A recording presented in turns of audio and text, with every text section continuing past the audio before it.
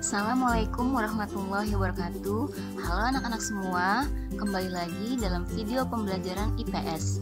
Hari ini kita akan mempelajari tentang kelangkaan dan kebutuhan manusia. Mari kita simak videonya satu persatu ya. Tujuan pembelajaran kita hari ini yang pertama yaitu siswa dapat memahami pengertian kelangkaan dan kebutuhan manusia. Yang kedua, siswa dapat mengidentifikasi jenis-jenis kebutuhan manusia. Yang ketiga, siswa dapat menjelaskan faktor-faktor yang mempengaruhi kebutuhan manusia. Dan yang keempat, siswa dapat menganalisis tentang alat pemenuhan kebutuhan manusia.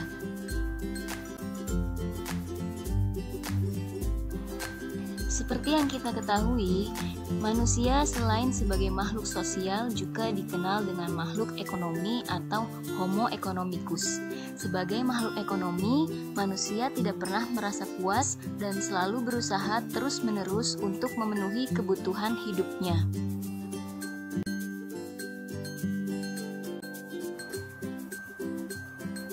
Coba kalian bayangkan sekarang, pernahkah kalian menginginkan atau membutuhkan sesuatu, baik berupa barang maupun makanan?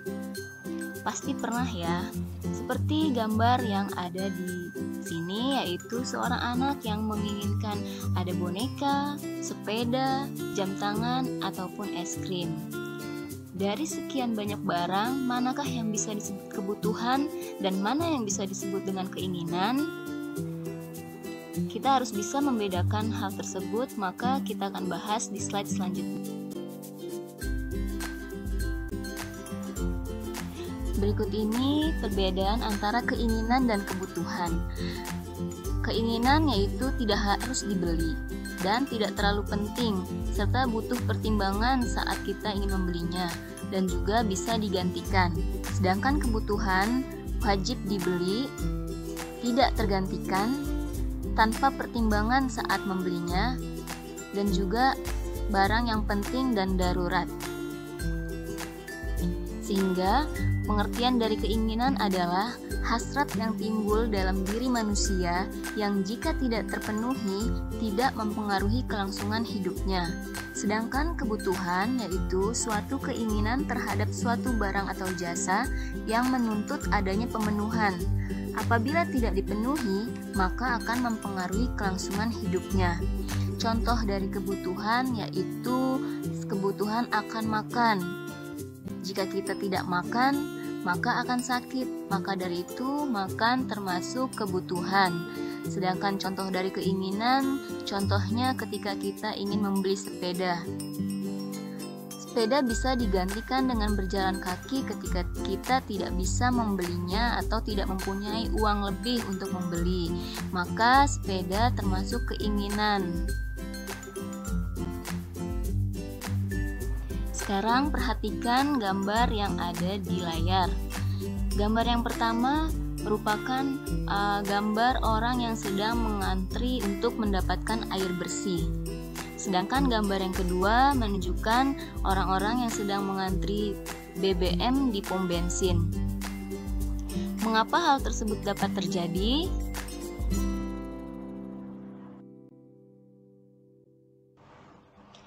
Jawabannya yaitu karena kebutuhan manusia yang tidak terbatas banyak jumlahnya, sedangkan alat pemenuhan kebutuhannya terbatas, sehingga muncullah masalah ekonomi yang disebut dengan kelangkaan. Maka dari itu sering kita temui muncul kelangkaan BBM, air bersih, gas, dan lain-lain.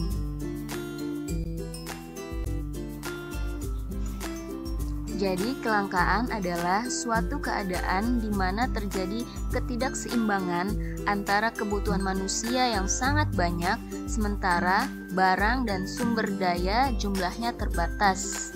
Maka terjadilah kelangkaan. Selanjutnya, jenis-jenis kebutuhan manusia. Yang pertama, kebutuhan menurut intensitas atau tingkatannya. Yang kedua, kebutuhan menurut sifat. Yang ketiga, kebutuhan menurut waktu penggunaannya. Dan yang keempat, kebutuhan menurut subjek.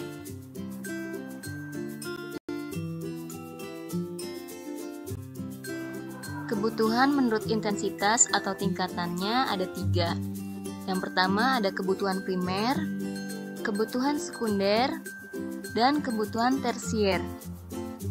Kebutuhan primer yaitu kebutuhan yang harus dipenuhi untuk bertahan hidup.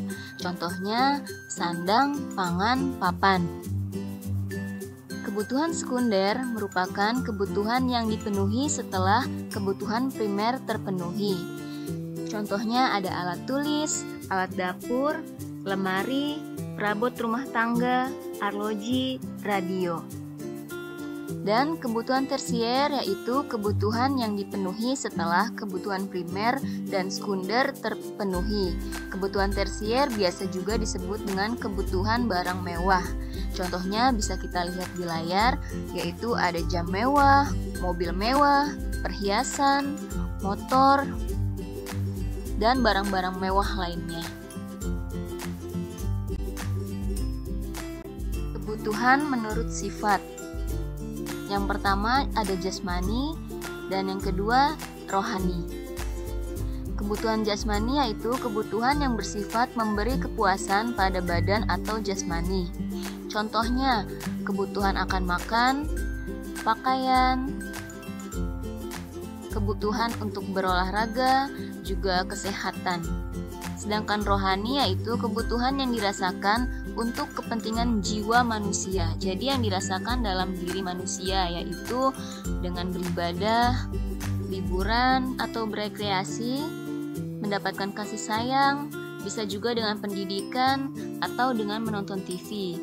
Dengan melakukan kegiatan tersebut, jiwa kita menjadi tenang dan merasa aman.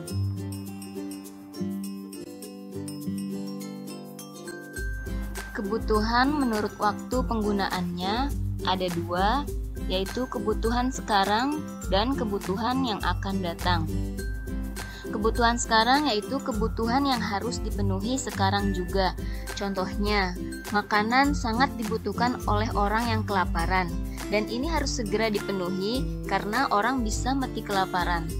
Kedua, contohnya itu minuman, sangat dibutuhkan bagi orang yang kehausan, dan harus segera dipenuhi karena orang juga bisa mati karena kehausan.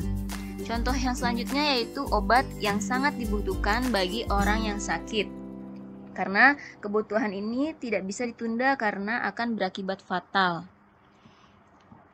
Sedangkan kebutuhan yang akan datang yaitu kebutuhan yang pemenuhannya dapat ditangguhkan di masa yang akan datang.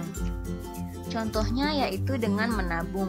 Seseorang yang bekerja dan memperoleh uang tetapi tidak akan lupa menyisihkan sebagian uangnya untuk memenuhi kebutuhan yang akan datang.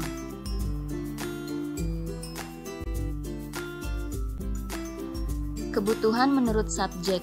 Ada 2 yaitu kebutuhan individual dan kebutuhan kelompok. Kebutuhan individual yaitu kebutuhan perseorangan atau individu. Tentu saja kebutuhan ini tidak sama antara orang yang satu dengan yang lainnya. Contoh kebutuhan ini yaitu seperti makan, minum, mobil, sepatu, dan kacamata. Kebutuhan tergantung dari keinginan masing-masing. Selanjutnya, kebutuhan kelompok merupakan kebutuhan sekelompok orang untuk kepentingan bersama. Jadi kebutuhan ini dipakai secara bersama-sama oleh sekelompok orang. Contohnya yaitu jalan raya, jembatan, sekolah, pasar, dan lapangan.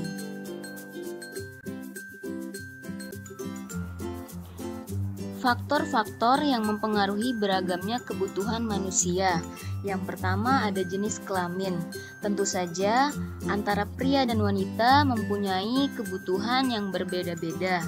Yang kedua tingkat pendidikan. Antara anak SMP dengan anak SD tentu kebutuhannya akan berbeda.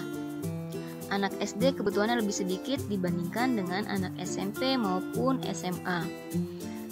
Selanjutnya ada lingkungan tempat tinggal. Orang yang hidup di daerah pegunungan akan berbeda kebutuhannya dengan mereka yang hidup di dataran rendah. Biasanya yang tinggal di daerah pegunungan membutuhkan kebutuhannya seperti jaket, selimut, sedangkan di daerah yang cenderung panas di dataran rendah tidak membutuhkan jaket karena cuacanya yang panas. Selanjutnya ada kemajuan iptek, lalu tingkat pendapatan, di mana tingkat pendapatan seseorang semakin banyak, maka kebutuhannya akan semakin banyak pula. Sedangkan yang pendapatannya sedikit, maka kebutuhannya juga sedikit. Selanjutnya ada status sosial dan perbedaan selera.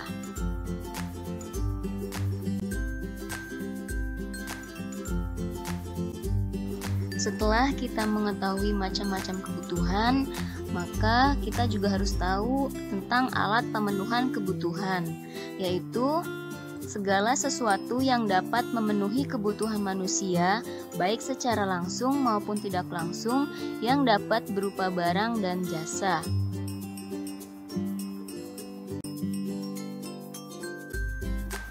Berdasarkan cara memperolehnya, alat pemenuh kebutuhan dapat dibedakan menjadi dua, yaitu barang ekonomis dan barang bebas.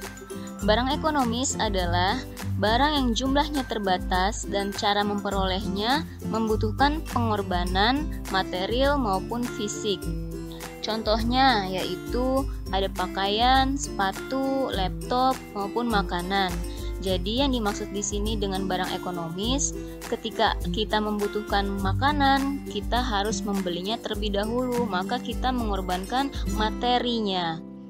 Sedangkan barang bebas, yaitu cara memperolehnya tidak perlu melakukan pengorbanan karena jumlahnya sangat banyak. Apa saja contohnya? Contohnya yaitu ada di sekitar kita. Sinar matahari, udara, dan air. Itu merupakan barang bebas karena barang tersebut banyak kita jumpai di mana-mana dan tidak perlu membeli ataupun pengorbanan yang cukup banyak karena kita mendapatkannya secara gratis. Berdasarkan hubungannya dengan barang lain, alat pemenuhan kebutuhan dibagi menjadi dua, yaitu barang substitusi atau pengganti dan barang komplementer atau pelengkap. Barang substitusi yaitu barang yang bisa saling menggantikan dengan kegunaan yang sama. Contohnya, nasi bisa digantikan dengan singkong atau roti apabila nasi tidak ada. Contoh lain yaitu gula merah bisa digantikan dengan gula putih apabila tidak terdapat gula merah. Sedangkan barang komplementer yaitu barang yang melengkapi satu sama lain. Karena jika tidak ada salah satu, maka barang tersebut tidak dapat bermanfaat. Contoh dari barang komplementer yaitu apabila motor tidak akan jalan kalau tidak ada bensin. Lalu kompor gas tidak akan menyala jika tidak ada gasnya atau tidak ada kompor yang tidak ada minyak tanahnya.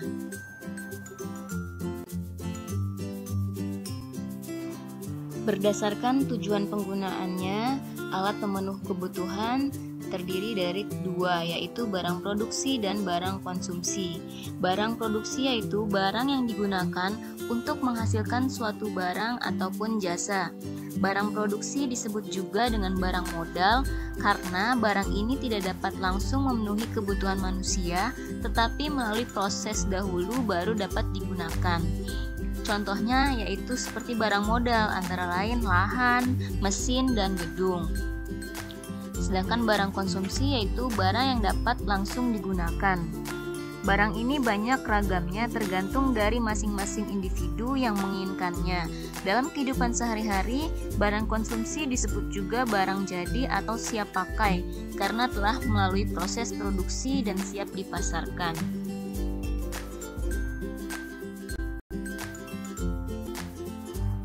Berdasarkan proses pembuatannya, alat pemenuh kebutuhan terdiri dari tiga. Yang pertama, barang mentah, kedua, barang setengah jadi, dan yang ketiga, barang jadi. Barang mentah yaitu barang yang belum dapat digunakan dan harus melalui proses produksi dahulu. Contohnya yaitu padi.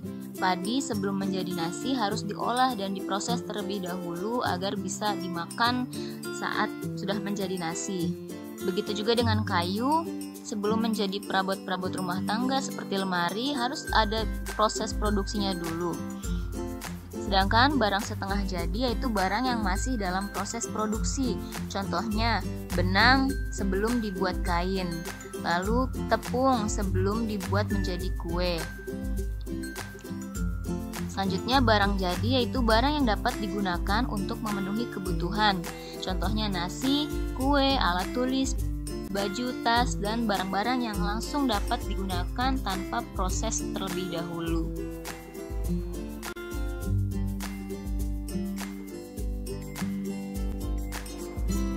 Sekian penjelasan tentang kelangkaan dan kebutuhan manusia. Semoga kalian dapat mengerti materinya dan dapat bermanfaat untuk ilmu kalian. Wassalamualaikum warahmatullahi wabarakatuh.